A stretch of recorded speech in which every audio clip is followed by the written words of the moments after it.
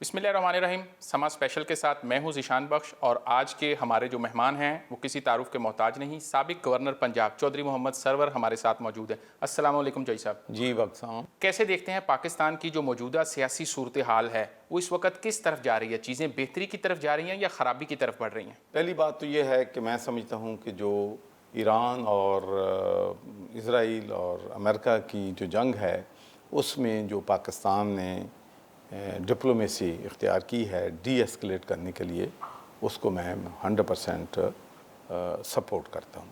दूसरा, हमने अपनी मसल्ह अफवाज जो हैं उन पे भी फ़ख्र है कि उन्होंने आपसे 7 गुना बड़ी ताकत जो है उसको शिकस्त जो है वो दी है और कामयाबी हासिल की है। जो हमारे चैलेंजेस हैं वो बदस्तूर कायम है। जो हमारा इंडस ट्रीटी है उसके तहत इंडिया जो है पाकिस्तान को 3 दरियाओं का पानी देने का जिम्मेदार है, पाबंद है। लेकिन इंडिया ने बड़े वाज़ेह तौर पर कहा है कि वो किसी सूरत भी ना इंटरनेशनल कानून को मानता है, ना डायलाग को मानता है, ना मुज़ाकरात को मानता है। तो ये पाकिस्तान के लिए बहुत बड़ा चैलेंज है। तो हमें सबसे पहले तो पूरा फोकस पूरी कौम को इकट्ठे होकर ये करना चाहिए कि हम जो आबी जारियत है उसके ख़िलाफ़ पूरी कौम को मुत्तहिद होना चाहिए। जहाँ तक सियासी इस्तेहकाम का ताल्लुक़ है कि देखें भाई, मैं तो शुरू से ही एक बात कहता हूँ कि हमें रिकन्सिलेशन की ज़रूरत है। अना, ज़िद, ईगो हमें छोड़ने पड़ेंगे। हम कर्ज़े उतारने के लिए कर्ज़े दे रहे हैं और महंगाई को ख़त्म करने के लिए महंगाई कर रहे हैं। तो ये आल गुड नहीं है। हर चीज़ रोज़ी नहीं है। लोग गुर्बत में हैं, लोगों के पास 2 वक्त की रोटी नहीं है, लोग अपने रिसोर्सेज से बिजली के बिल नहीं दे सकते हैं, अपने बच्चों की तालीम का ख़र्चा नहीं बर्दाश्त कर रहे हैं, महंगाई बढ़ रही है, करप्शन बढ़ रही है।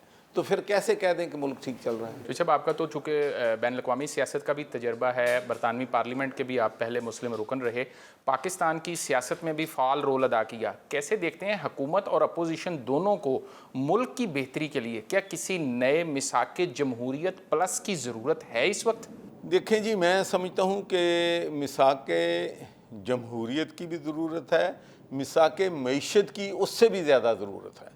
कि इस वक्त हमारा सबसे बड़ा जो चैलेंज है वो हमारी मईशत है। तमाम जो इंटरनेशनल कंपनियां हैं वो हमारे मुल्क से जो इन्वेस्टमेंट अपनी विड्रॉ करके दुनिया से बाहर चली गई हैं, नई इन्वेस्टमेंट नहीं आ रही है। ओवरसीज़ पाकिस्तानी जो हैं उनको भी हम सही तरीके से मोटिवेट नहीं कर रहे, टारगेट नहीं कर रहे। हालांकि देयर इज़ ए अपॉर्चुनिटी, क्योंकि मैं इस बात पे बिलीव करता हूँ कि एवरी डिज़ास्टर ब्रिंग्स अपॉर्चुनिटी। तो मैं आज भी समझता हूँ कि इन्वेस्टमेंट के लिहाज से पाकिस्तान जो है दुनिया का बेहतरीन मुल्क है और हमारी जो बाहर के लोग हैं उन्हें पाकिस्तान में इन्वेस्टमेंट करनी चाहिए। मुझे बताएं कि गरीब आदमी को तो आप 30-35 हज़ार तनख्वाह दे रहे हैं और आपने देखा है कि MNA, MPA, स्पीकर और दो उनकी तनख्वाहें जो हैं 10 गुना बढ़ा दी हैं आपने। यार 10 गुना बढ़ा दी हैं पिछले 3-4 सालों में। तो जब 28वीं तरमीम की बात हो रही है, आप क्या समझते हैं कि इस तरमीम की इस वक्त क्यों ज़रूरत है? और ख़ास तौर पर एक नई बाज़गश सुनी जा रही है कि वोटर की उम्र ही 25 साल कर दी जाए। इससे क्या मतलूबा नताइज हासिल होंगे? मेरे ख्याल में, मुझे तो इसकी कोई समझ नहीं आती कि इसके पीछे क्या राज है।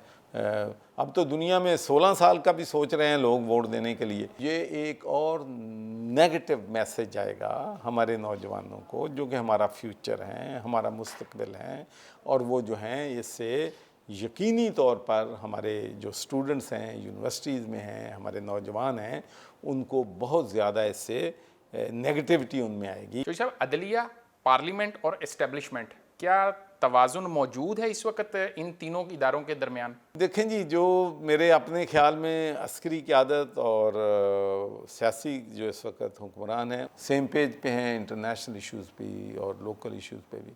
तो बाकी जुडिशरी की बात उस पर मैं, मेरा ख्याल, ना ही कमेंट करूँ तो बेहतर है। पाकिस्तान की जो मौजूदा सियासी क़यादत है वो क्या अवामी तवक्कुआत पर पूरी उतर रही है मौजूदा हालात के अंदर, या किसी रिफॉर्म्स की ज़रूरत है?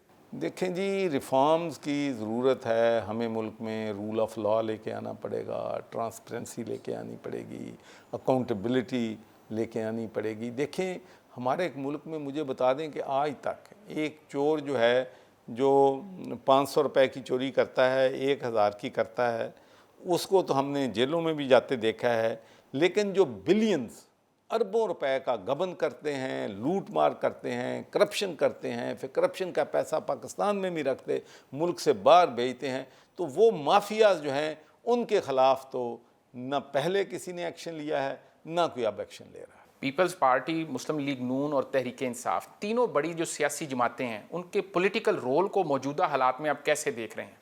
میں سمجھتا ہوں کہ ان میں ڈائلاگ ہونا چاہیے، انہیں آپس میں مل کے بیٹھنا چاہیے اور ملک کے مستقبل کے لیے سوچنا چاہیے۔ دیکھیں، جب ہم اپنی ذات سے، اپنے پولیٹیکل بینیفٹ سے ابو ہو کے ملک کا اور پاکستان کے عوام کا سوچیں گے تو پھر ملک جو ہے اس کرائسس سے نکل آئے۔ چوہدری صاحب، موجودہ حالات میں پاکستان میں قبل از وقت انتخابات کی کوئی گنجائش موجود ہے؟ یہ تو میرا خیال ہے اقتدار والے لوگ ہی جانتے ہیں، یا اگر کوئی کسی قسم کی نیگوشیشن ہوتی ہے تحریک انصاف کے درمیان، حکومت کے درمیان اور اسٹیبلشمنٹ کے دوران، تو پھر ہی وہ فیصلہ جو ہے مل بیٹھ کے کر سکتے ہیں۔ بانی کی رہائی آپ کو 2026 میں یا 2027 کے ابتدا میں کہیں نظر آ رہی ہے؟ موجودہ جو سیاسی صورتحال ہے اس میں پاکستان کی سیاست میں کچھ بھی کہنا جو ہے، پریڈکٹ کرنا پاسبل نہیں ہے، لیکن اس وقت جو حالات ہیں ابھی تو میں سمجھتا ہوں کہ ایک ہم بند گلی میں ہیں سب۔ اس وقت جو پاکستان کے لیے بڑا خطرہ ہے وہ سیاسی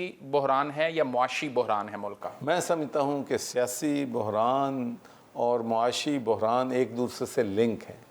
جب پولیٹیکل سٹیبلٹی آئے گی تو معیشت بھی بہتر جو ہے ہوگی، تو اس لیے میں سمجھتا ہوں کہ ہمیں مساق جمہوریت بھی اور مساق معیشت پہ بھی ہمیں فوکس کرنا ہے۔ چوہدری سرور 2 مرتبہ گورنر رہے پنجاب کے 2 مختلف جماعتوں کی جانب سے، مستقبل قریب میں پولیٹیکلی ایکٹیو ہونے کا کوئی آپ کا ارادہ ہے اور کس رول میں قوم آپ کو دیکھے گی آنے والے دنوں میں؟ دیکھو، ابھی تو میں بریک پہ ہوں اور میرا پورا فوکس جو ہے ہمارے جو ہیلتھ کیئر کے پروجیکٹ ہیں، ایجوکیشن کے پروجیکٹ ہیں، پینے کے صاف پانی کے پروجیکٹ ہیں، وومن امپاورمنٹ کے پروجیکٹ ہیں، تو میرا اس وقت تو فوکس جو ہے وہ عوام الناس کی سماجی اور فلاحی کاموں پہ۔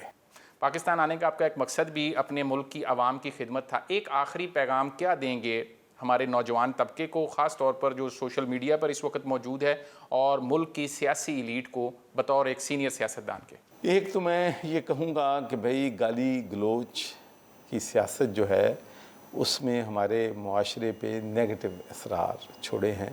جو میں گالیاں دیکھتا ہوں سوشل میڈیا سے تمام طرف سے، تو میں سمجھتا ہوں کہ ہمیں ایک مہذب اور ایک دوسرے کے ساتھ پیار، رواداری، اخلاق کے ساتھ پیش ہونا چاہیے، اور ملک کے لیے ہمیں سب سے سپریم جو ہے وہ پاکستان ہونا چاہیے، پاکستان کے عوام ہونی چاہیے۔ تو اس سے ایک آخری چیز بتا دیجیے گا کہ 28ویں ترمیم پہ کہا یہ جا رہا ہے کہ پیپلز پارٹی پہ بہت پریشر ہے اور شاید کوئی صدر زرداری سے استعفیٰ لے کے کسی اور کو صدر لایا جائے گا، یا پھر ممکنہ طور پر صوبوں کی تقسیم پہ پیپلز پارٹی اب کی بار ساتھ نہیں کھڑی ہوگی۔ کیا پرانی تنخواہ پر سبھی کام کریں گے اور بالآخر یہ ترمیم پاس ہو جائے گی، یا یہ پریشر موجود رہے گا؟ دیکھیں جی، میں سمجھتا ہوں کہ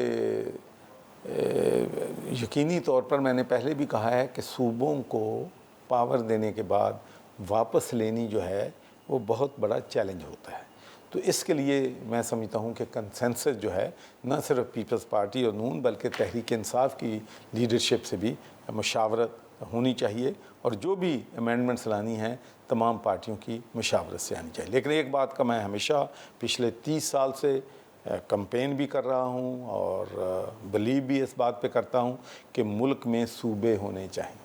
بہت بہت شکریہ، ہمارے ساتھ موجود تھے سابق گورنر پنجاب، اور ان کا کہنا تھا کہ 28ویں ترمیم پر مشاورت کی ضرورت ہے، نہ صرف پیپلز پارٹی اور مسلم لیگ نون بلکہ تحریک انصاف سے بھی، اور نئے صوبوں کے قیام کی بھی انہوں نے نہ صرف حمایت کی بلکہ ان کا کہنا ہے کہ اس سے ملک میں نہ صرف ترقی ہوگی بلکہ وسائل کی نچلی سطح تک تقسیم میں بھی معاونت ملے گی۔